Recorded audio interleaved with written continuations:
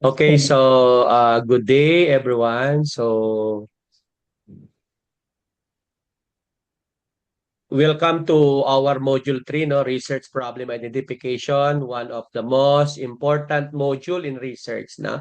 Many researchers believe that selecting an appropriate research problem is already half of the research process because every succeeding chapter from the review of literature, methodology, data collection, analysis, and conclusion depends on the quality of the research problem. No, in public administration, research is not uh, conducted merely, no, to fulfill academic requirements. It is undertaken to provide evidence-based solutions to governance challenges, improve public service delivery, enhance transparency and accountability, strengthen institutions, no, and contribute to national development. Therefore, identifying meaningful research problem requires critical thinking, environmental scanning, policy analysis, and awareness of current societal issues. A present and future public administrator, no, policy analysts, and organizational leaders, you should be able to distinguish between a simple organizational concern and a genuine researchable problem.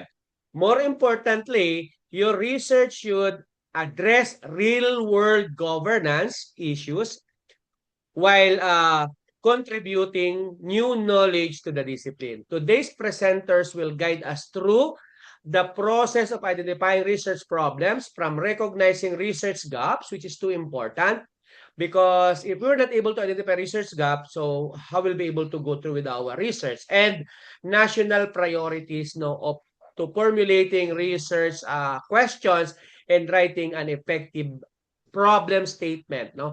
I encourage everyone to actively participate. You can ask question, post in our chat box or add on, no, and think critically about how these concepts relate to your own dissertation or thesis topic. So let us begin our discussion. So it is now my pleasure to introduce our presenter for today's module.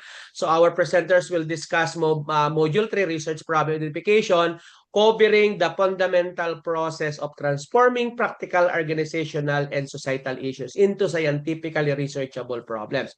As she present, no, I encourage everyone to listen carefully because the concepts discussed today will serve as the foundation of your own dissertation research. Now, feel free to raise questions.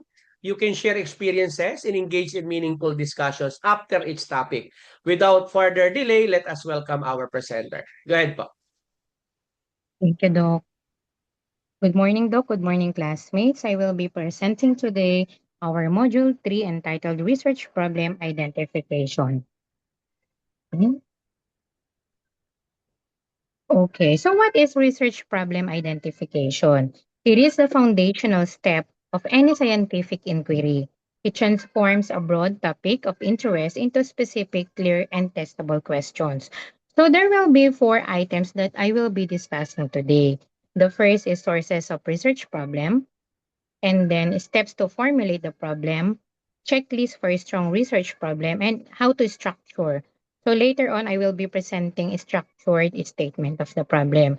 So ano po ba ang mga sources? Now, first, so we have the real-world observation. We can get our research problems from our observations with real-world problems na nakikita po natin. Second is literature gaps. All right? And then theoretical frameworks, and then technological shifts. Okay, so these are the examples of real-world observations. So for example, gusto nating mag-aral at maghanap, mag-research tungkol sa real-world observations. Una, sa ating workplace. So ang example here is workplace inefficiency example. So gusto nating alamin. So the research that I had here is, the example is yung mga logistic firm. So, dahil mahilig tayo sa mga logistic firm, Shopee, Lazada, and everything, so pwede naman siyang bakit inefficient. So, for example, ang problem is delayed shipping. Yun yung nakita natin, no? 90 minutes ang binibigay nila manually. So ano kaya yung cause at nagiging delayed? If I may share, classmates, when we stayed in India, 'pag umo-order kami do'n, 5 to 10 minutes nandiyan na yung products na kailangan namin at hindi nagugulat kami. Because in the Philippines, we wait 3 days, 1 week, ganyan, para dumating yung ating order. So, for inefficiency example, puwede tayong, magkaroon ng research tungkol dito. Bakit ba ang tagal or ano ba yung mga needs nating i-improve? Another is daily operational bottleneck example. Tayo, ah, sa atin, sa sarili nating work, ano ba yung mga bottleneck natin? Ano ba yung nakikita nating observation na kailangan nating i-research? Ano ba yung problem, no? Ang example here is yung bakit sa mga um, hospitals, sa mga emergency rooms, bakit ang daming tao? Pero nandun sila, nag-i-stay sila. So, ito ay real world observation. Puwede natin siyang gawan ng study na ba't ang tagal-tagal nila dun? Supposed to be, if it's emergency room, after mabigay na yung kanilang kailangan. So, yung binigay ditong example na problem daw for the researcher is the triaging system. No, yung kulang sa sistema pagdating sa ano ba ang dapat unahin is ng mga patients, no? So yan, pwede natin siyang aralin at pwede natin siyang gawing research problem. Another observation, real world observation is recurrent community challenge example. So for example, a coastal farming community faces a 40% drop in annual crop at yields because the local irrigation canal gets clogged with plastic waste every rainy season. So this is a real-world observation. Pwede kung mahilig tayo sa agriculture, pwede nating aralin nun. Bakit ba nagkakaroon ng problem at hindi at nagda-drop yung ating annual crop production? Okay. So another source is yung literature gaps. Ayan. So ito, number one is contradictory findings examples. So, pwede yon, may literature gaps diyan. Ano yung gap niya? Yung here, you can see here, the gap is, eto siya. So, check muna natin. Si study 1, sabi niya, yung remote work or yung work from home or blended work, magwo-work ako dito, tapos may time na magre-report ako sa office. Sabi ni study 1, nung inaral niya to, 20% daw ang naging nadagdag sa productivity ng employee. Kasi nakaka-work siya, nasa house siya, nasa comfort zone siya. Ang sabi naman ni Study B, 15% nag-decrease naman sa productivity. Okay? So magkaiba sila. So hahanapin natin yung gap niya. For example, literature gap, bakit mayroong dalawang study na contradicting ang kanilang results? So pwede nating sabihin na, what is specific organizational culture? So ano ba yung culture doon sa magkaibang lugar na yon at bakit nag-yield sila ng different results? So literature gap. So pwedeng yan ang source ng ating problem. Another is outdated data example. So yung mga consumer online like the Lazada, Temu, and everything, online siya. So yung shopping behavior, ang huling study is 2018 pa. So wala pang study na nakakandak, outdated na yung ating data, na meron ng global e-commerce. Yung products natin ang gagaling na sa ibang bansa, tapos gumagamit na tayo ng mobile wallet adoption. So hindi na tayo nagka-cash basis. We have GCash, natatanggal na siya sa ang bayaran. So pwede tayong gumawa ng study tungkol dito. Right? So may gap. From the past na studies, wala pang medyo mas present in terms of um, online consumer shopping behavior. Alright? Another literature gap ay pwede rin namang unexamined demographic example.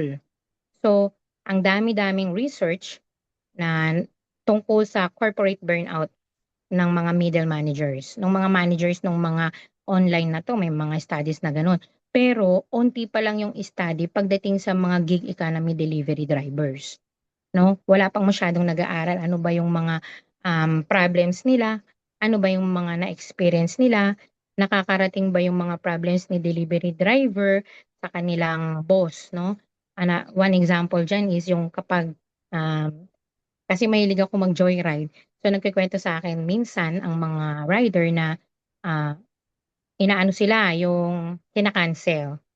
So ang problem daw doon is, sabi ni kuya, is natanggap naman daw niya pero delayed ang kanilang internet. I mean yung nakikita natin hindi umaandar yung motor pero umaandar na sila. Papunta na sila sa atin. So ang tendency ika-cancel natin kasi natatagalan tayo. So that is one of the problems ng ating rider.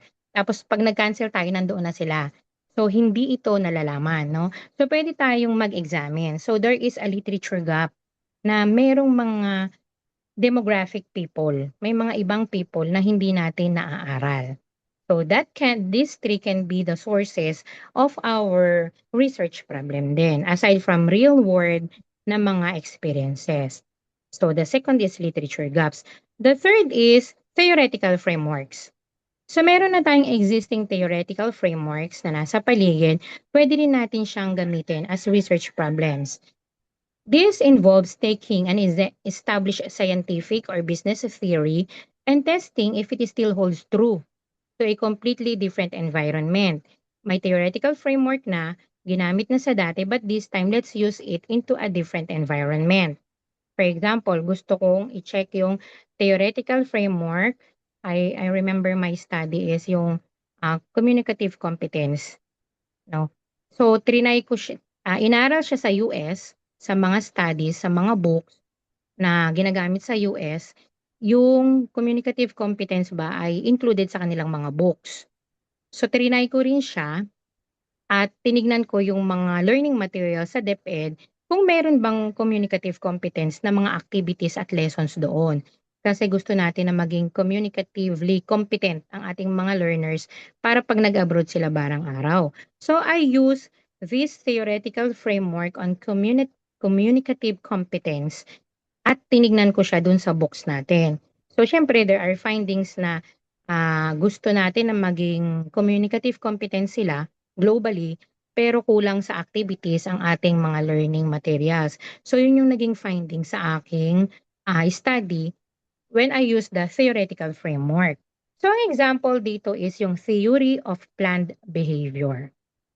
Yung theory of planned behavior na proposed by Asgen in 1985, ginamit siya doon sa study ng pag-predict ng health choices. So yung behavior ba ni ni participant is may kaugnayan ba sa kanyang health choices? So yun yung study nila. Ngayon, pwede natin siyang itry ngayon sa new context. Ang new context natin is yung mga consumers naman, hindi na health conscious people. Ang new context natin is yung mga consumer natin na gumagamit or bumibili ng lab-grown meat products. So yung lab-grown meat products, ito yung mga kumukuha sila ng fresh cell from meat, mga meat, fresh cell, tapos ilalagay nila ito sa tank, nilalagyan nila ng nutrients, nilalagyan nila ng glucose, tapos nagmo-multiply ito. No, meron silang mga process na ginagawa at doon sa lab na yun nagmo-multiply ang mga meat na ito. So pwede nating gamitin yung theoretical framework ni theory of plant behavior sa mga taong ito. Bakit okay lang sa kanila na bumili ng mga lab-grown meat? May kaugnayan ba to sa behavior nila at sa prinsipyo nila sa buhay? So pwede nating ma-check yon. Kung gagamitin natin yung theory ni Arzen. Another is, actually sa Pilipinas hindi pa masyadong tanggap itong lab-grown meat. Sa ibang mga bansa pa yan. Okay. And then, new industry example. For example, ang theoretical framework natin is lean manufacturing framework na ginamit sa Toyota. Eto, hinahanap nila yung mga waste. Hindi waste na ano to na garbage. Yung waste dito is si Toyota, hinahanap nila yung mga defect sa kanilang um, mga products ng mga sasakyan, overproduction, waiting, underutilized, saan ako? Underutilized talent, transportation, motion, and extra processing. So itong theoretical framework na ito, pwede natin siyang gamitin sa teletech clinic. Yung pag-check ng ano ba yung mga defect, ano ba yung mga problem doon, ano ba naging problem, ba't nagkamali ng result sa pagkuha ng dugo, at anong gagawin. Anong process ang gagawin para ma-check ang mga ito. So pwede natin gamitin ang Lean Manufacturing Framework. This time naman is new cultural setting. So nagsimula ang motivation theory na framework ni Maslow sa hierarchy of needs ay ginamit nila sa Western employees. Okay? Gusto ko siyang gamitin this time. Right? Gusto ko siyang gamitin this time. Yung motivation theory nun is yung financial incentive. Pero gagamitin ko siya this time sa rural agricultural places. For example, sa Pilipinas or Southeast Asia. So mas ano ba, gusto kong masagot yung tanong na, mas effective ba ang financial incentives? Or mas magmamatter ang community relationship sa motivation ng mga tao if I will use the theoretical framework of Maslow? Ano kaya ang lalabas sa motivation?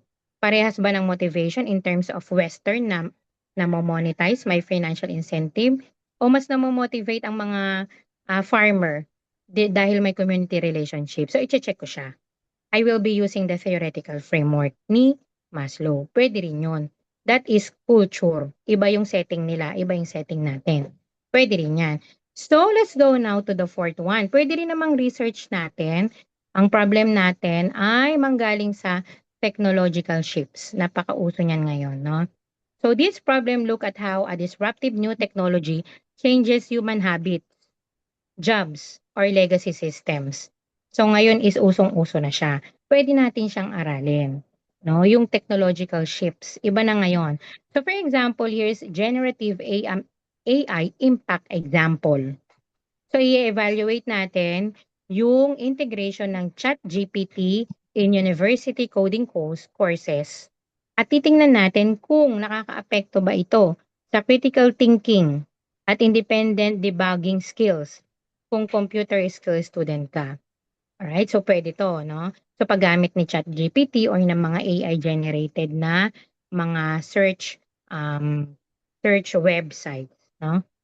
Next, pwede rin naman may technological shift din naman tayo in terms of automation versus human labor. Example, yung mga ATM. Yung mga ATM, ang dami ng ATM, no? Yung mga interactive teller machines, nakakapag-withdraw, nakakapag-deposit. Okay, so ano kaya ang maaaring research dito? So, pwede nating sabihin dito na investigating the job displacement anxiety nung mga bank tellers. So, pwede yan, no? Kasi nga, nagshi-shift na eh. So, from bank tellers, may hindi na ako magwi-withdraw. I have ATM. Hindi na rin ako magde-deposit. Hindi na rin ako pipila. Ipapasok ko na lang sa ATM na deposit machine.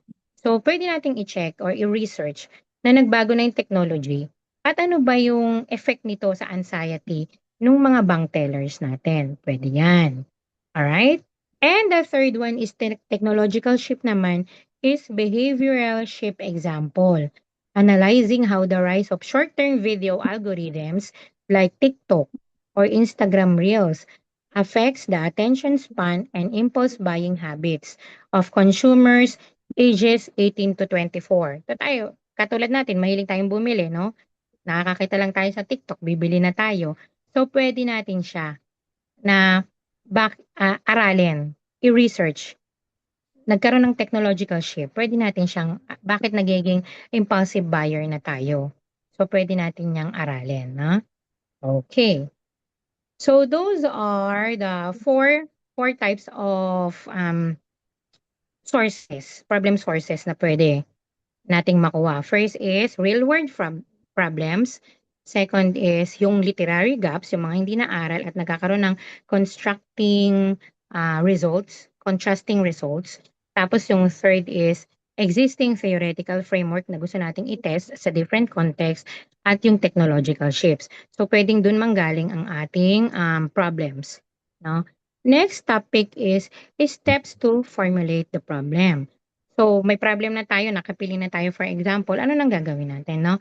First is select a broad area. Choose a field you are passionate about. Review recent literature. Read peer-reviewed journals from the last 3 to 5 years to see what is already solved. Locate the research gap. Find the missing link and drop the problem statement. Right, so let's go to number 1. Bakit broad, no? Bakit kailangang broad muna? Okay. Start with a field you genuinely care about and where you can access data or participants. So dapat gusto natin siya at may gusto tayong mangyari doon, and then dapat nandyan yung data, nandyan yung participants. So pag nag-aral tayo, i-consider natin ang mga ito. Example, ang broad area ko na pinili ko is remote work. Okay, remote work. Okay. So, tatanungin ko yung sarili ko, why this matters to me? Bakit gusto kong remote work? Bakit gusto kong work from home? No, bakit kasi sa mga schools ngayon sa Quezon City, we are starting to have blended learning. So nag-start na kami ng blended learning. We have online classes 2 days and face-to-face 3 days. Tapos, ang gusto ng aming principal, ang kanyang vision is balang araw hindi na kami pupunta doon.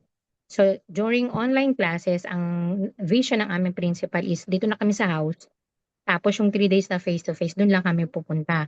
So, broad topic po, for example, is remote work. Alright? This matters to me. Siyempre, number one, makakatipid ako sa pamasahe. Tapos, what else? Maraming reason na maganda ring mag-work from home habang nagtuturo ako online. Alright. You spend months on this topic. Genuine interest keeps you motivated. So pag genuine ka at gusto natin siyang mangyari talaga, motivated tayong ituloy yung study na ito. A broad area gives you room to find specific researchable gaps. So pag broad siya, mas maraming gap. For example, another example, gusto kong aralin ang digital learning in secondary schools, workplace well-being in public sectors. So, yung well-being namin. And then AI use in customer service. Yan yung mga other example na gusto kong aralin. Sige, let's focus on remote work at broad siya. Okay, na-select ko na po yung broad area ko. And then, I will review recent literature, 3 to 5 years. Ang goal ko rito, understand what's already known about remote work, what has been solved, and where studies disagree or stop. So, saan yung mga nag-contrast na mga study. So, mahahanap ko yun. Pag broad ako, marami akong mahahanap na mga studies. At saan sila nag-disagree, saan sila nag-contrasting ng results. What to do? First is search peer-reviewed journal, thesis, and reputable reports. So these are ito yung mga suggestion, Google Scholar, Scopus, Web of Science, SSRN. So ito ang mga pwede nating mga reliable na mga sources. Alright. And then use keywords that combine my broad area with my specific angle. For example, ang broad idea ko is remote work onboarding. Yung pagkuha ng mga bagong, when we say onboarding, sila yung mga 0 to 2 experience sa company. So, pwede rin akong mag-search. I-type ko sa Google Scholar, Gen Z Workplace Integration. Okay? O kaya pwede ko rin namang i-search ang entry-level employees remote work. Bakit Gen Z? Okay, bakit Gen Z? So let's have a short overview of generation. Baka matuwa kayo rito. Matuwa tayo. Alright, so ito siya. So ang tawag po sa atin kung tayo pinanganak, gusto ko lang pong iano kasi nasa Gen Z po ang aking ang napili kong broad topic. Baby boomers. Characterized by a strong work ethic, baka po nandito tayo. Traditional career loyalty, and having lived through major post-war economic expansions and cultural shifts. Yan, tayo po yan. Pag Generation X naman po, 1965 to 1980, known as the independent middle child. They witnessed the transition into globalization and early technology leading to high adaptability and self-reliance. Ano lang po ito, additional lang. Gusto ko lang pong i-share. Millennials. So, ayan, nandito po ako. 1981. First generation shaped by early internet. So, napapansin po natin, medyo yung mga baby boomers tsaka Generation X, medyo ano pa po sila sa technology kasi nag-start pa lang siya sa millennials. Okay, they highly value flexibility, work-life balance, and tend to engage more with traditional ad formats compared to Gen Z. Sino naman ang Gen Z? Baka nandyan sila Ma'am Jen. Sila Ma'am Junard. Generation Z, 1997 to 2012. Deeply embedded in interactive visual platforms. gaming, and immediate online communication. They show a distinct approach to managing finances and social connectivity, frequently relying on digital apps like Venmo or Zelle to split bills. Alright, hindi ko po alam kung totoo, pero yan po ang distinction nila. At yung Generation Alpha, yung mga bata ngayon po, the youngest living cohort raised entirely in hyperconnected, AI-assisted, and smart device. Baby pa lang marunong na mag-cellphone. So sila naman po yan. So nandito po ako sa Generation Z. Okay. So yan yung topic ko kanina. So sabi ko kanina, yun yung broad. And then sabi ko rin na maghanap tayo ng 3 to 5 years literature para masuportahan yung study natin at mas makahanap tayo ng specific topic na ating aaralin. Alright, so ito yung mga nahanap kong literature. Many studies show that Gen Z values flexibility, technology, and purpose-driven work. Tapos nakahanap din tayo ng study na some research suggests Gen Z strongly prefers hybrid over fully remote work, citing mentorship and connection needs. So gusto nila ng hybrid, hindi yung fully remote, hindi yung puro nasa office. So hybrid, may time na lalabas, may time na nasa bahay, may time na nasa office. Other studies highlight that good onboarding experiences are critical for Gen Z. Yung binanggit ko po, onboarding, ito yung mga training, yung mga experiences ng 0 to 2 experiences na bagong apply. Right? So sabi diyan, ang mga Gen Z, pag poor ang onboarding nila, it can lead to early quitting or decreased engagement. Pag hindi masyadong maganda yung naging experience, yung motivation, yung mentoring sa kanila, ay it lead to early quitting. So sila yan. HR and leadership, another study na nahanap natin, HR and leadership literature discusses general strategies for engaging Gen Z, but often at high level. So it has something to do with policies, culture, and flexibility. Anong gusto nitong sabihin sa akin as a researcher? Maraming work. There are substantial literary works on Gen Z's preferences and on remote hybrid work in general. So marami ng studies na kinundak. Ano pa? There is growing attention to onboarding quality for Gen Z. Maraming studies tungkol sa kanilang mga experiences. But many studies are broad, conceptual, or not specific to entry-level employees in fully remote or hybrid onboarding context. Ibig sabihin, onti pa lang yung mga studies pagdating sa mga fully remote. At saka yung mga hybrid. Yung mga hybrid is yung may online ka na, may face-to-face ka pa, may online ka, tapos pupunta ka sa office. So, onti pa lang yung doon. At doon sa remote, yung fully remote, yung talagang either, ito, when you say fully remote, ito po yung nasa bahay lang. Fully remote lang sila, nandun lang sila nag-work. Right? Konti pa lang yung study doon sa fully remote. Kasi onti pa lang po ang nagwo-work from home ng 5 days. So lagi pa rin siyang hybrid or blended. 2 days sa office, pupunta sa office, tapos may time na aalis. So konti pa lang yung sa study sa mga ganon. Alright, so nakita natin yung na maraming studies at maraming sinasabi sa akin kung gusto ko mang ituloy sa Gen Z at remote work ang aking study. Now, a research gap is the missing link between what is known and what is still needs to be understood. So, tatanungin ko yung sarili ko. So, ang dami ko nang nakuhang studies, may magso-support na sa aking research.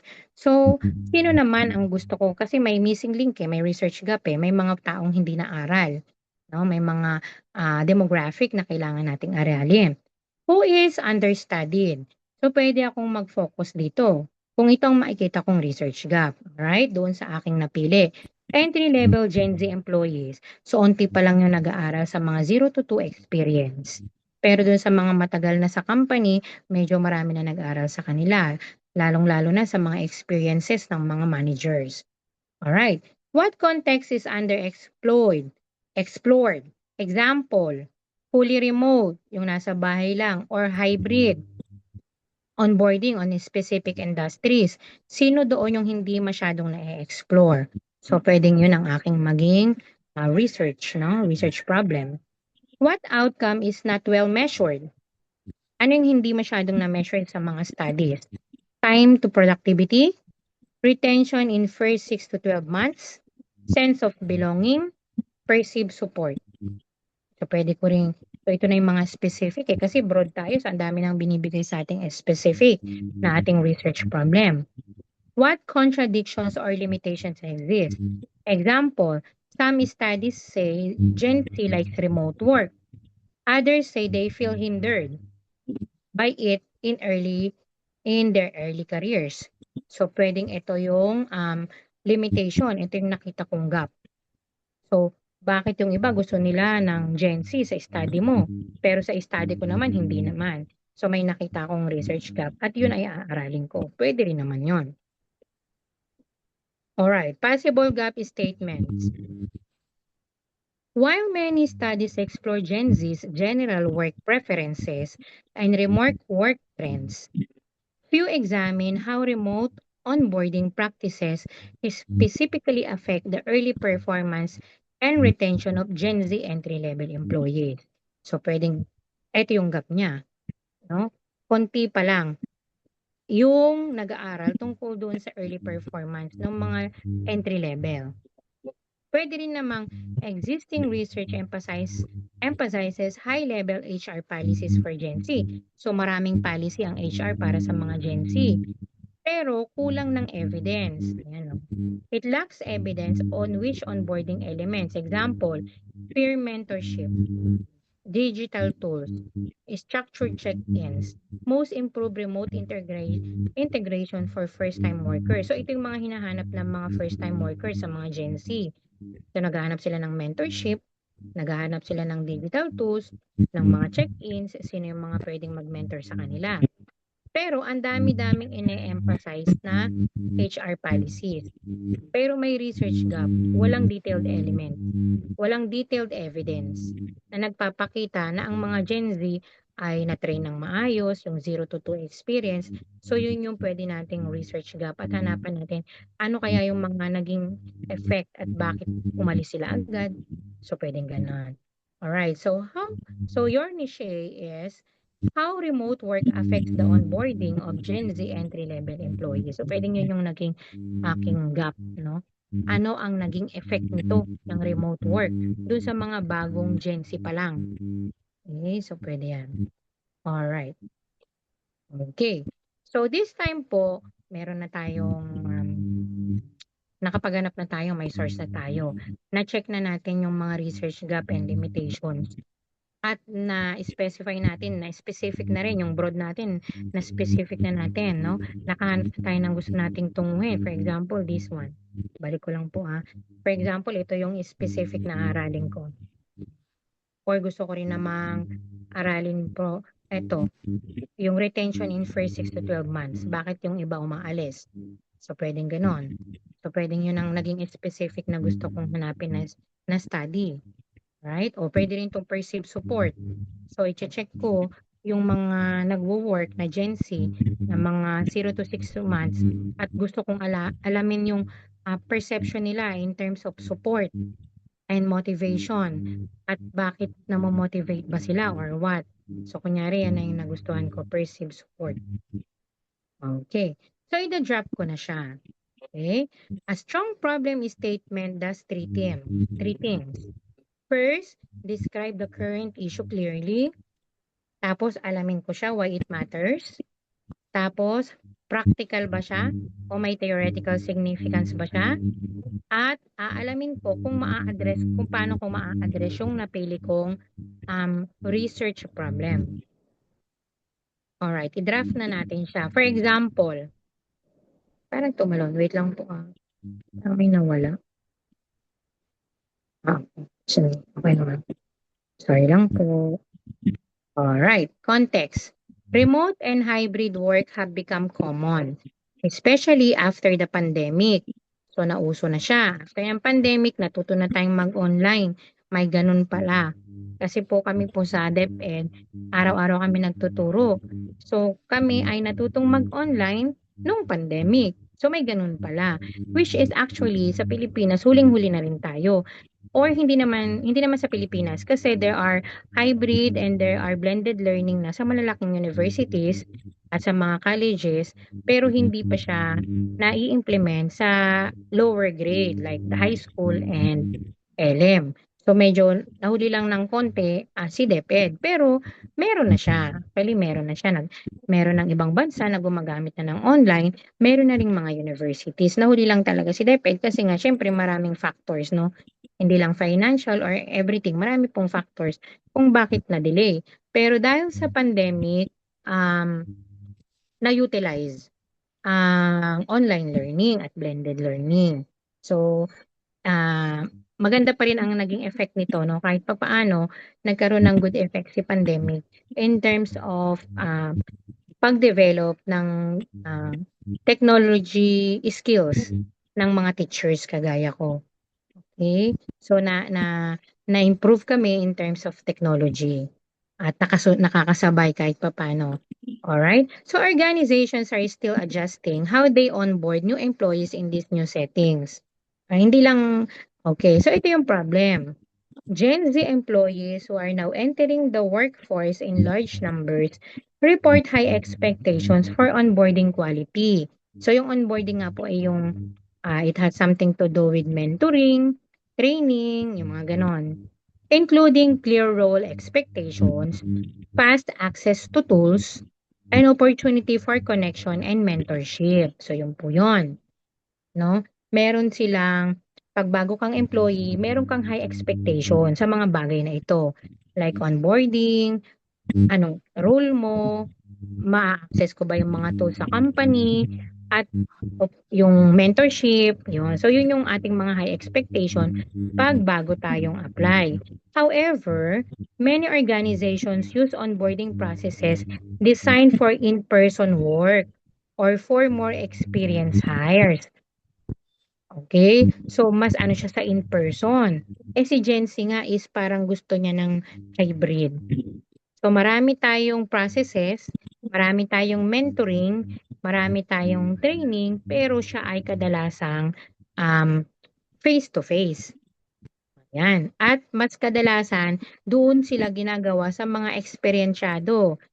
Remote workers in particular report feeling disconnected, unsure how to ask questions, and less supported during their first months. Ang example po niyan sa amin, for example po sa DepEd, maraming policies, may bago 'no. Total nasa DepEd po ko yung pong i-she-share ko sa inyo, mas gamay ko siya. So ang nangyayari po 'pag meron po kaming lock sessions and trainings, ang iti-train ko sa kanila, for example, yung bagong matatag, 'no, bagong curriculum. Dati K to 12, ngayong taon naging K to 10. Tapos yung sa senior inalis sila, hindi na sila K-11, 12, sila ay strengthened curriculum. So yung mga makabago or yung mga bagong hire, hindi nila ito masyadong maintindihan lalo na kung hindi pa nila na-experience ang iba't ibang curriculum. Pero ang ibibigay na training po is dito na ayan ang ibibigay na training pagdating sa matatag or bagong curriculum ay kadalasang para sa mga more experienced hires. So yun po yung nagiging problem. So yung mga bagong hire hindi nila masyadong naiintindihan. So yun yung context niya ha. So ang context, hybrid sila, remote and hybrid. Pero ito yung Gen Z natin, mas sanay sila sa hybrid. So hindi sila masyadong sanay sa buong face-to-face according to research 'no, which is may not be, dahil nga research siya, puwede rin namang hindi siya totoo. Puwede rin naman ako as Gen Z, mas prefer ko naman yung face-to-face. Kaya yun, puwedeng gap yun. 'No, puwede siyang gap na puwede ko siyang aralin na bakit ang daming studies na nagsasabing 'pag Gen Z ako, mas gusto ko yung blended or yung hybrid, 2 days sa house, 5 days sa house, 2 days lang sa ano. Pero ako, for example, Gen Z ako, pero gusto ko face to face palagi. So puwede siyang research gap, puwede siyang maging problem 'no, at puwede natin siyang aralin na iba-iba yung preferences ng mga Gen Z. Pero ang daming studies na nagsabing mas gusto nila yung hybrid. Pero gusto ko siyang labanan. For example, ayoko ng hybrid, gusto ko purely remote, bahay lang or, Ako as Gen Z, gusto ko naman purely face-to-face. So, pwede natin siyang gawing gap at study. Right. O yan. So, evidence. Ano bang evidence na problem nga iyon? Nearly 1 in 5 Gen Z workers have ghosted a job due to disappointing or outdated onboarding, and some quit within the first 3 months. So, may mga ganyan po na Gen Z. Right? Remote Gen Z workers are more likely to consider quitting early because of poor onboarding compared to in-office peers. So, yun daw yung na-experience nila, poor daw. Sanay ako sa remote, sanay akong sa bahay lang, pero nung nag-apply ako, poor po. Dun sa in-office ko, poor yung kanilang training at mentorship at hindi na po provide agad yung needs ko. So, poor. At the same time, research shows Gen Z's professional growth can feel hindered in fully remote settings, especially regarding mentorship and connection, which may be hindi naman sa iba. So, pwede ko siyang maging research gap. No? Pwede siya.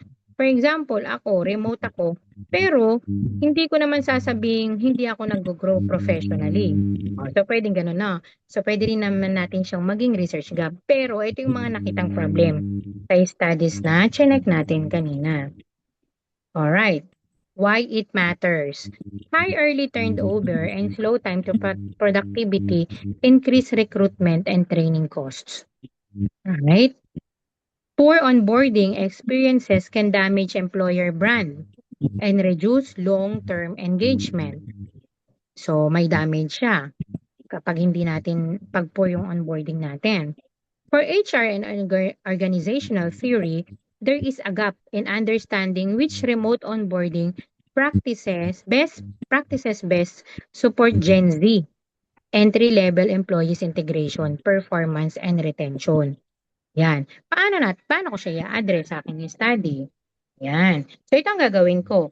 Examine how a specific remote onboarding practices like a structured virtual orientation, peer mentorship, regular manager check-ins, digital tool readiness affect Gen Z, entry-level employees, perceived support, time to productivity, and intention to stay in the first 6 to 12 months. Yan, pwede ko siyang i-aralin. Pwede ko siyang i-study, no? I-check ko ang specific. Pili lang ako isa. For example, peer mentorship. Piliin ko lang siya. Tapos i-check ko yung perceived nila, yung perception nila. At bakit sila? Mag-i-stay ba sila o hindi? So, pwedeng yun. So, i-address siya ng aking study. Okay? Pwede rin naman siyang compare experiences between fully remote, hybrid, and mostly in-person onboarding models. Or provide evidence-based recommendations for designing remote onboarding programs tailored for Gen Z entry-level workers. So, ito yung mga pwede kong gawin sa aking study pag na-check ko na ang mga ito. Okay. So, meron na akong research problem, may specific na ako, may plano na akong gawin. Ano ang checklist ko? So, ang checklist ko is finer criteria. F, feasible. I, interesting. N, novel. E, ethical. And R, relevant. Feasible. So, yung pinili ko bang study, so ito yung checklist natin, no? Para yung research problem natin, strong talaga siya at magagawa talaga natin siya, no? Number 1, feasible ba? Do we have access? So, kumpleto ba yung data natin dyan? Yung participants ba natin, talaga bang maano natin sila? Pwede ba sila? Kumpleto ba sila? Sufficient ba yung dami ng participants na makukuha natin after natin mapili ang study na ito? Yung time, manageable ba siya sa time na hihingiin sa atin para matapos natin ang study na to? And technical skills. So pag pinili natin yung research problem na to, may kakayahan ba tayo in terms of technical skills? Alright. Interesting. It should motivate us and hold to the interest of the academic or professional community. So interesting siya if it, of course, number 1, motivated tayo. And pangalawa, kagamit-gamit ba siya? Or magagamit ba siya ng ibang ng ibang researchers sa academic and professional community? So, maganda na ang ating research problem at ang ating mapipiling problem is makakatulong doon sa professional community. Alright, novel. It confirms, refutes, or extend existing knowledge rather than just repeating it. So, pwedeng nag-confirm siya. Oo, effective tong theoretical framework na to sa US. Parang effective din siya dito sa Asia. Refutes, ay hindi po. Effective po itong theoretical framework nyo sa inyo, pero sa amin hindi. So, it refutes, right? Or extend. Nagbibigay ng additional knowledge. So, that is the novel. Alright? Number 4 is ethical. It poses no physical, psychological, or legal harm to participants. Alright? And the last one is relevant. It advances your field, changes policy, or improves practical workflows. So, yan po yung laging binabanggit sa atin na it changes the policy. Yan. Mas magiging mahusay tayo sa ating field. At nag-i-improve siya ng mga problem sa ating workplace, tapos makakatulong siya para ma-solve yung problem sa ating workplace. So that is relevant. Alright, so punta na tayo po sa last part ng aking sharing time. Structuring the statement of the problem. So structure na natin siya. Nakapili na tayo from our sources. Nakita na natin yung broad, at na-specify na natin kung ano yung tatargetin natin. Marami tayong literature na tutulong sa ating study. Tapos, finer siya, no? Feasible, interesting, novel, ethical, and relevant. So, this time po, structure na natin yung ating research problem, no? So, ito po yung three elements, distinct elements. The ideal situation, the reality, the consequence. The ideal situation is state muna natin ano ba yung ideal talaga na gusto nating mangyari. How the system or process should ideally work. Yun yung ideal, no? Second is the reality. Ano ba yung problem? Doon sa ating area o doon sa gusto nating i-research. So this can be the specific gap, yung hinahanap natin, defect, or pain point, preventing that ideal state. And the last is the consequence, the negative impact. Pag hindi natin, nakita na natin yung problem, hindi natin siya na-solve, hindi tayo nag-research about this, hindi natin siya, sa workforce, for example, sa workplace, ito yung problem. Kunyari sa amin sa DepEd, kailangan namin i-mentor ang aming mga teachers, ang aming under sa amin na teachers. Pero ang dami naming nagiging problem, no? Ang daming nangyayari, ang daming gustong baguhin. Pag nagbabago yung, for example, nagbabago yung secretary, DepEd secretary, may bago siyang babaguhin. So ano ba yung mga nagiging problem namin? So dapat ma-address siya. Alright, so ganito po siya pag in-structure na natin. Okay, so the ideal situation. Yung kanina ko pa po sinasabi o sa Gen Z. Ang ideal situation ko, how the system or process should ideally work. This part describes the desired state, goal, or best practice. It sets the benchmark for comparison. Anong i-include ko sa aking ideal situation? What the processes or system is supposed to achieve, how it should function if everything works as intended, and who benefits and how. Example, remote onboarding for Gen Z entry-level employees. Tips. Use positive forward-looking language. Should or ideally, in ideal scenario, so yan yung mga pwede natin gamitin. Pangalawa, keep it specific enough to be meaningful, but not so detailed that it becomes a solution. Second, the reality, the specific gap, defect, or pain point, preventing that ideal state. This part explains the current condition and how it falls short of the ideal. Key points to include, what is actually happening now sa aking area, where the breakdown or deficiency occurs, sa nangyari yung problem, who is affected and in what context, time, place, or group. The last element of the statement of the problem is the consequence. This is the negative impact if this problem remains unaddressed. This part explains why the gap matters, what is lost, harmed, or at risk if nothing changes.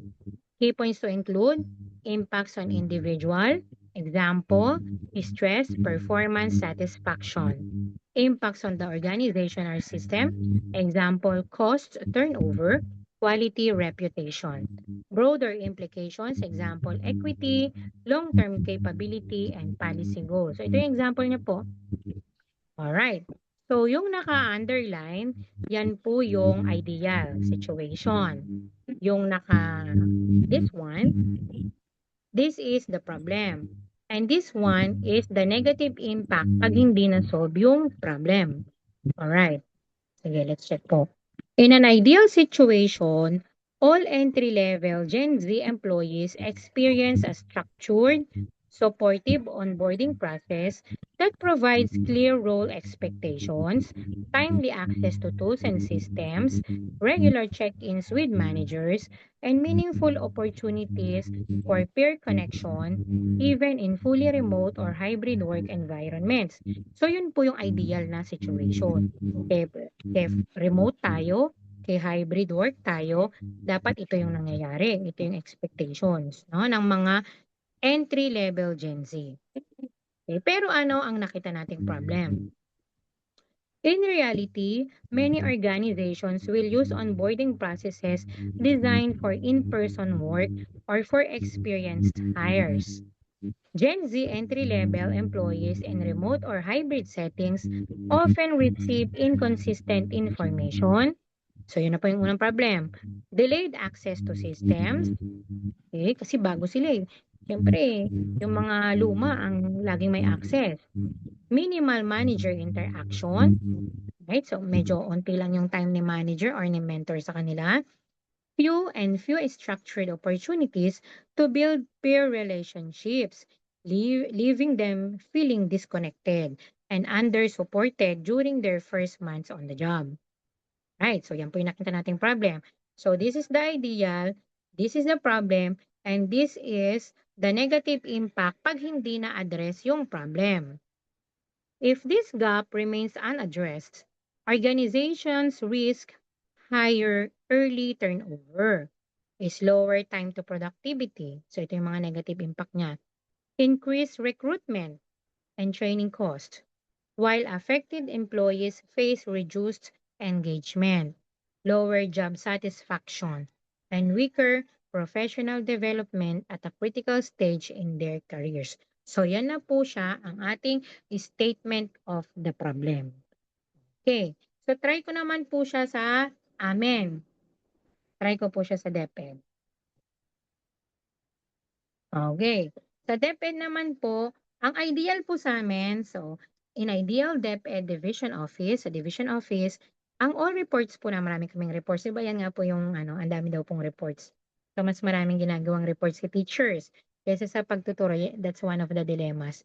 Alright, pwede rin naman niyang maging research problem. Anyways, saka na po yan. In an ideal DepEd Division Office, all school reports are submitted in standardized machine-readable formats and consolidated automatically, allowing staff to focus on data validation and support to schools. Yun po yung ideal. May pasa siya, standard siya, ang mga reports standard, machine-readable formats, madaling mabasa, at dapat nakakonsolidate na siya para mas mabilis siyang ma-check nung mga magche-check sa regional office. Para sa validation, yung data ba is valid, yung report ba ng ganitong school is tama, talaga bang 18 lang ang hindi nakakabasang bata o baka naman marami. So, chine-check yung data para malaman kung ano yung support na kakailanganin sa school na yon. Right? Kailangan ba nila ng mas maraming teacher? Kailangan ba nila ng mas maraming libro or mas maraming computer? So, chine-check ngayon ni Division Office kung valid ba o tama. For example, ng report na pinapasa namin is item analysis. So may mga batang mahina sa ganito. So pag na-check na yan ni Division Office, magbibigay siya ng support kung paano, matutulungan ng mga batang 'to, kailangan nila ng ganito, computer, kailangan nila ng books, kailangan nila ng ganito, ng classroom, so ganyan siya. So may mga report siya, yun yung, ideal. Pero in reality, ano ba ang nangyayari? Currently, many reports arrive as a scanned PDF. So mga PDF sila, scan sila. So minsan malabo, pero ang dapat is machine readable siya. Pero malabo yung dumarating na report sa kanila. Ano bang mga reasons niyan? Siyempre posibleng, si teacher is, hindi techy ang kanyang cellphone, nagpicture lang siya, pinadala niya yung report. So marami po yang reasons or inconsistent Excel files.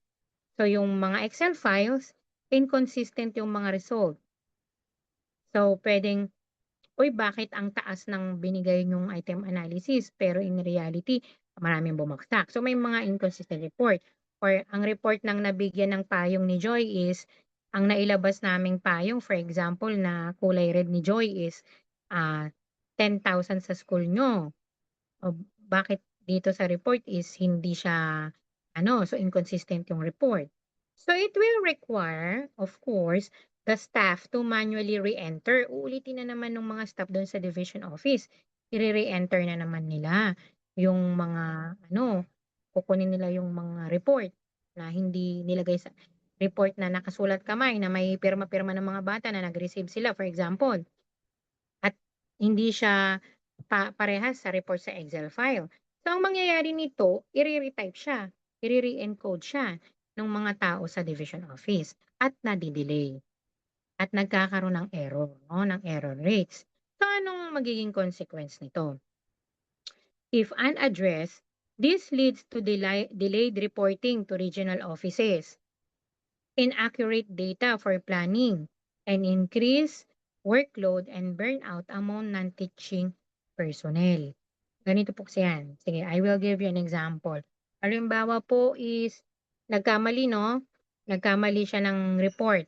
Eh, kailangan na ni division office nag-deadline na si regional.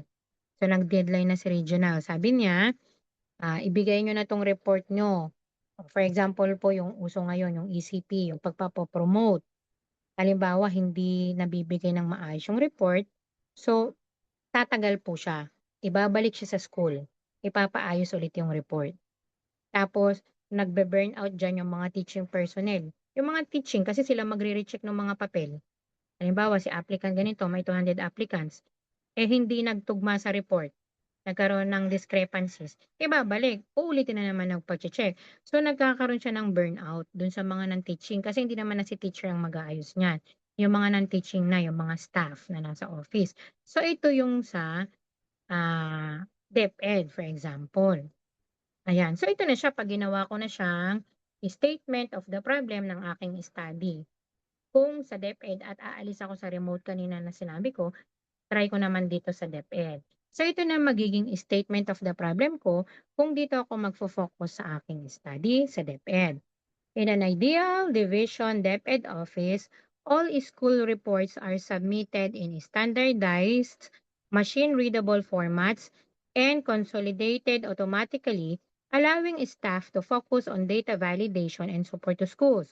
So, ito yung ideal situation. Kasi we have three elements in statement of the problem. The second element is the problem, no? Currently, however, many reports arrive as scanned PDFs or inconsistent Excel files, requiring staff to manually re-enter data into multiple systems, which delays consolidation and increase error rates. So ito naman yung problem, yung totoong nangyayari. This is the ideal. This is the problem na totoong nangyayari. Ito naman yung negative impact. If unaddressed, this gap leads to a delayed reporting to regional offices, inaccurate data for planning, and increased workload and burnout among non-teaching personnel. So ito po yung three elements at ito po yung nabuo kong statement of the problem para sa aking area. Right? So this is the um, ideal situation. Again, this is the problem, current problem in our workplace. And then this is the negative impact pag hindi ko siya inaral. So this is an example of my statement of the problem. So if I will go back here, yan. Ang napili ko for example is Gen Z at ang aking aaralin is yung onboarding processes at bakit humihinto ng pagtatrabaho ang mga Gen Z kapag hindi nangyayari 'to. So ito for example, balik po tayo kasi yun yung diniscuss ko kanina. Dinagdag ko lang si DepEd kasi that is my workplace ano po. So ito yung ideal para sa mga all entry Gen Z, right? So pag tayo gumawa ng sample problem statement, the first idea part or the first paragraph has something to do with our ideal situation. And then this one is the problem, current problem nung issue na or the research problem na gusto nating i-solve. And this one is the negative impact. Pag nabuo po natin itong tatlo, that is our sample problem statement. Okay. Okay.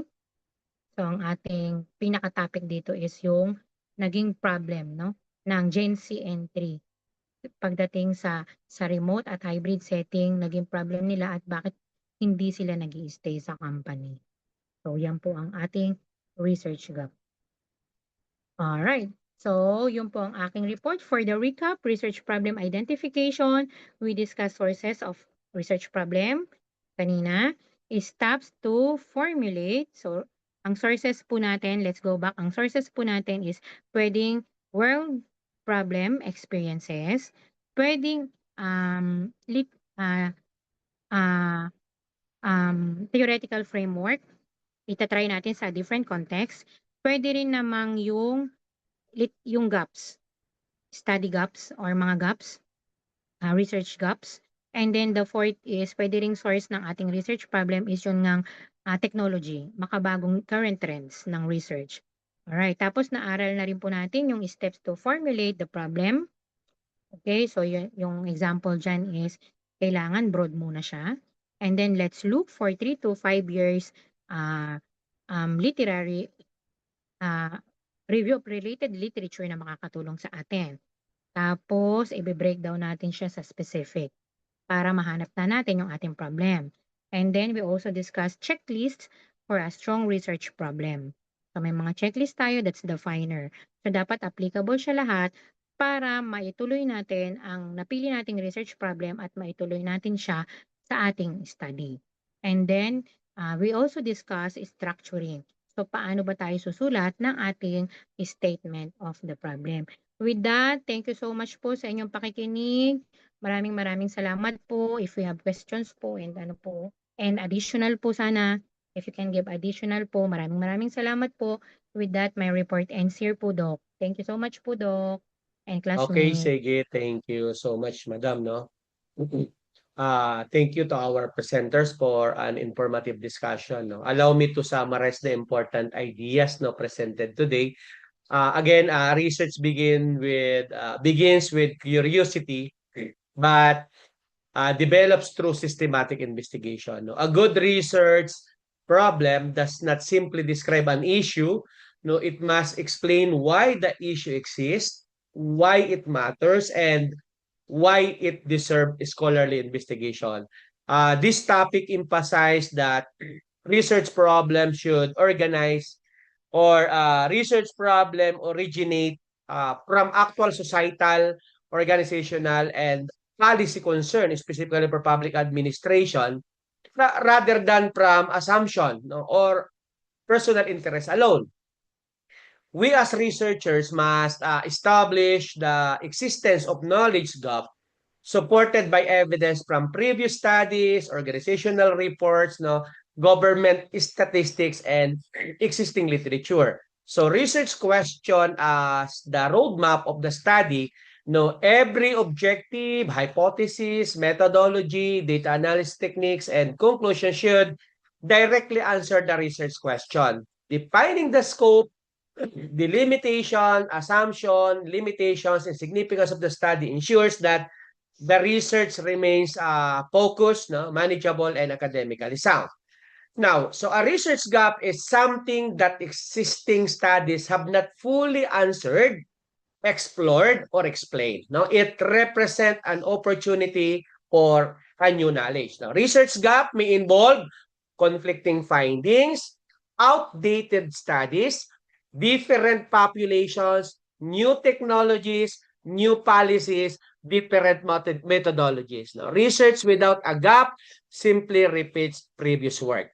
Let's say, for example, many studies investigated employee satisfaction before COVID-19. However, no study has examined the influence of artificial intelligence adoption on employee productivity among Philippine local government units. So this becomes a research gap. So the important points here, read recent literature, compare findings, look for inconsistency. You need to identify recommendation for future research and ask what remains unknown. Now, sources of research problem. Research problem come from multiple sources. This includes workplace issues, sabi nga ni Madam, government reports, organizational performance, legislation, 'di ba? Sabi nga bagong DepEd secretary, bagong implementation. Okay? Possible community problems, previous research, emerging technologies, global trends. This will be a good researchers observe problems continuously. Let's say a municipality experienced delays in business permit processing. So what will be the possible research problem? Okay, what factors affect the implementation of digital permit system? So research should solve actual problems, not imaginary ones. So national and global research priorities. Mayroong mga SDG na tinatawag. Philippine Development Plan, DOST Research Agenda, CHED Research Agenda, DepEd Research Agenda, and National Innovation Agenda. And take note, sa global, yan yung focus ay United Nations Sustainable Development Goals or yung SDGs. Especially, syempre, tayo ay focus tayo sa SDG 4, quality education. SDG 9, industry innovation. SDG 11, sustainable cities. SDG 16, peace, justice, and strong institution. And SDG 17, partnership. So halimbawa, AI governance in Philippine local governments. Anong support nun? Digital transformation, good governance, and SDG 16. Peace, justice, and strong institutions. So, funding agencies often prioritize research aligned with national priorities. So, sa public administration issues, ano mga mayroon dyan? In public administration, research addresses governance and public service challenges. Ang mga pwede nyo address, transparency, accountability, ethics, Diyos ko, walang katapusang corruption, digital government, disaster management, citizen satisfaction, leadership is also considered, human resource management, public finance, and artificial intelligence or digital transformation in government. So, always connect research with policy improvement kasi po kayo ay public administration. Again, don't forget, always connect your research with policy improvement. Okay? How will you be able to develop research question? Research question guide the entire study. Okay po? So, they should be clear, measurable, specific, researchable, and aligned with your objectives. So, always, di ba, laging ang is AI good? No. Instead, pwede sabihin, how does AI adoption influence organizational performance among Philippine government agency? Okay? So, good research question often begin with what, how, to what extent, what factors, what relationship. So, every chapter of the thesis or dissertation answers the research question. In crafting writing or in writing problem statement, you need to explain the current condition, the desired condition, the existing gap, and why research is necessary. So, let's say current situation, digital transformation initiatives have increased among Philippine government agencies. Ano yung gap? Despite technological investment, citizen satisfaction remains inconsistent. Ano yung need? Research is necessary to identify organizational and technological factors affecting digital government effectiveness. So, reminder po, a problem statement should be supported by evidence, not by opinion. Okay? In scope and delimitation, scope tells reader what the study covers. Delimitation explain what the researcher intentionally excludes. Okay? Pag sinabi kasi nating scope, selected municipalities, human resource personnel, digital governance. Pag sinabi nating delimitation, let's say private organization, national agency, financial performance. We need to remind that a focus study is stronger than a broad study. Okay? When it comes to significance of the study, this explains who benefits from the research. Possible beneficiaries include government agency, policymakers, citizens, employees, researchers, students, and community. So the study may help LGUs improve AI implementation policies and enhance public service delivery. Take note, state practical contribution, not general statement. Assumption and limitation. Conditions accepted as true for the purpose of conducting the study. Let's say respondents answers honestly. Instruments measure intended variables. Factors beyond the researcher's control. No? So halimbawa, pag sinabi natin limitation, limited respondents, time constraint, budget limitation, geographic coverage. No? So yun po. So another takeaways, as future researchers and public administration always remember the some guiding principles. A problem is not automatically a research problem. It becomes one only when it is supported by evidence, grounded in theory, and capable of being investigated systematically. Research gaps drive innovation. Please avoid duplicating previous studies without offering a new perspective, context, or methodological improvement. Take note, good research questions lead to good research outcomes. If your questions are vague or your objectives, methodology, and conclusion will likely be unclear as well. You need to align your research with national priorities and the Sustainable Development Goals or SDGs.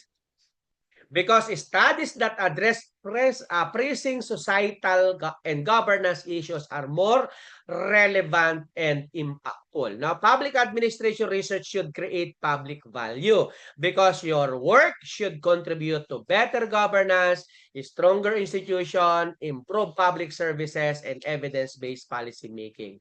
You need to define your scope realistically. Hindi pwedeng itong study mo tapos nilimit mo. Okay? A focus in manageable study is more rigorous than one that attempts to cover too many issues. A well-written problem statement is the foundation of the entire study. Every succeeding chapter should directly relate back to the problem you have identified. Again, my dearest student, research does not begin with data collection or statistical analysis. It begins with identifying the right problem. The quality of your dissertation will largely depend on your ability to recognize significant issues, establish clear research gaps, formulate meaningful research questions, and demonstrate why your study matters. As aspiring public administrators or present public administrator, your research should not only contribute to academic knowledge but also provide practical evidence-based solutions that strengthen governance and improve the lives of the communities you serve. I encourage you to apply today's concept as you refine your own research topics and move forward with confidence in your research journey. Okay? So, again, when it comes to a research gap, we have what we call knowledge gap. Existing literature lacks sufficient information. Methodological gap, most study use surveys only. So, pwedeng Kung ang methodological gap mo, pwedeng this time, mixed methods, or you can use structural equation modeling or multi-case studies or grounded theory. Pag sinabing contextual gap, research exists elsewhere but not in a specific setting. Let's say na-apply na siya sa other countries, sa China, pero wala sa Pilipinas. No? Population gap, no? Different participants remain unexplored. No? Theoretical gap, no? Existing theories fail to explain new situation. So, sources of research gap, pwedeng sa Scopus, Web of Science, Google Scholar, CHED Research Agenda, DOSTH NRDA, Philippine Development Plan, Commission on Audit Reports, Civil Service Commission reports, Ombudsman reports, Local Government Performance reports, and National Economic and Development Authority documents. Okay? So, yun yung mga basic na kailangan tindihin. Now, kapag nag-create tayo ng, if we are crafting our title, we need to consider how many variables we have. No? Let's say, for example, if you have two sets of variables, so you are required to have, let's say, there are certain instances, no, sa UCC, no, depende sa panel, no? There are certain instances na ang panel, gusto nila, andun pa rin yung mga demographic profiles. May ganong panel, no? But meron namang panel na, okay, automatic, no, imaginary, meron dong demographic profile as number one statement of the problem. Then most commonly, let's say for example, you declare your demographic profile, especially kung talagang needed siya or may importance yung paglagay ng demographic profile, number one. Number two, variable number one. Number three, let's say nag-variable number two ka, o yung set of variable number two. So ang number 4 mo dyan, yun na pong significant difference ng iyong one, yung iyong demographic profile, at saka ng variable number 1 or set of variable number 1. So again, number 1, demographic profiles. Number 2, per set of variable. Number 3 is second set of variables. Number 4, significant difference of 1 and 2, yung demographic profile and yung iyong ano tawag dito? First set of variable. Number yun na po ang sunod, number 4 yon. And number 5, significant difference naman ng demographic profiles at saka ng iyong variable set number 3 variable. O number 2, sorry. So ang number 5 mo niyan, significant relationship na ng variable 1 and ng variable 2 mo. Then, ano yung iyong gusto maging output? Kaya laging, ito yung study mo, basis for, let's say, strategic plan, input for policy, framework, or mismong ikaw magagawa ng framework, ang magiging output mo, isang framework. So, depende kung ano magiging output mo. Ganun po yung process ng pag-craft ng ating title. Now, yun na po yung ating sinasabi na ating statement of the problem. Ganun lang naman. Let's say, demographic profile, set variable number 1, set variable number 2. Ang number 4 natin, pagbanggain mo yung difference ng demographic saka variable set number 1. Ang sunod mo, banggain mo naman sa demographic profile, variable number 2. Pagdating sa sunod, pangbanggain mo relationship naman ng iyong variable 1 and variable 2. Ganon kadalasan. Then, anong policy ang magiging output niyan? No? Policy framework ba siya? Input ba siya for or magde-develop ka ng sarili mong framework? Or basis siya for strategic plan or operational plan? Depende po sa klase na yung study. Ganun po nag-craft ng statement of the problem. Take note, napakahalaga statement of the problem kasi sa chapter 4, kapag nag-present ka ng result ng iyong statistical kung number 1, ano yung iyong table? Let's say demographic profile, yun ang table number 1 mo. Number 2, anong problem number 2 mo? Yun ang lalagay mo sa iyong sa iyong number 2. Sa number 3 mo, kung ano number 3 mo sa statement, yun din ang sa conclusion ay sa chapter po mo sa result discussion, yun din ang number 3. Sunod-sunod din sequence. Ganun dapat. Then, sa conclusion, ganun din. Statement na problem number 1, anong conclusion mo number 1? Statement problem number 2, so magkaka-align sila. Okay, ganun po siya ginagawa. Okay? So, I hope, pero we have a lot of things pa talaga to discover And It's too easy to do research, no? Before talaga nahihirapan ako eh, no? Right now, kapag naintindihan mo na siya, it's too easy pala to do research. Basta may time ka lang. Okay? So, thank you so much. Well, ano naman tayo sa discussion ni Madam, no? And looking forward that next meeting, no? Be able na, ano ba next meeting? 1. Okay? So, August 1, magpe-present na kayo ng inyong 3 titles sa akin individually. So, wala mo ng presenter next meeting. Gusto ko lang makita ano yung inyong title na 3, SOP niya. Yun lang ang mahalaga sa akin, SOP siguro, at statistical treatment. Okay? So, title number 1, ano yung statement of the problem mo doon, then ano yung statistical treatment. Problem number 2, statistical, then tapos naka-ano siya. Tapos individual magpe-present sa akin next meeting. Okay po tayo doon? Okay, sige.